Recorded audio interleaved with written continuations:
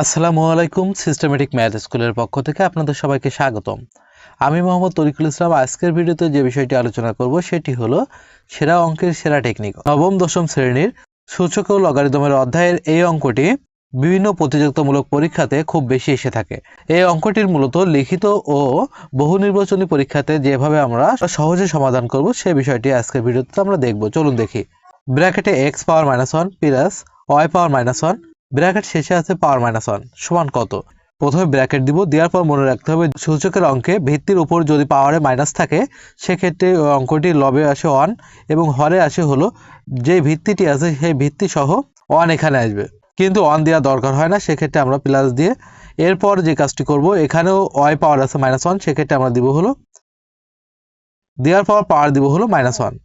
x আর y এর লসাগু আমরা ধরবো xy, ধরার পর xy থেকে x ভাগ করলে থাকে y লবের সাথে গুণ হবে, অর্থাৎ 1 এর সাথে গুণ হবে, 1 এর সাথে গুণ হলে y থাকবে, প্লাস xy থেকে y ভাগ করব থাকে হলো x এই 1 এর সাথে গুণ হবে তাহলে থাকে x, পাওয়ার থেকে -1। যেহেতু পাওয়ারে -1 আছে তাহলে এই পুরো অঙ্কটি 1 দ্বারা ভাগ হবে, অর্থাৎ 1 ভাগ দিব আমরা হলো এই মানটি, অর্থাৎ x আর y আমরা সাজিয়ে লিখব। প্রথমে x তারপরে দিব y, নিচে থাকবে হলো x ইন্টু y। 1 দিব, দেওয়ার পর ভাগের স্থানে যদি আমরা গুণ দেই হরের মান লবে যাবে এবং লবের মান হরে আসবে, সেক্ষেত্রে xy লবে যাবে এবং x প্লাস y হরে আসবে।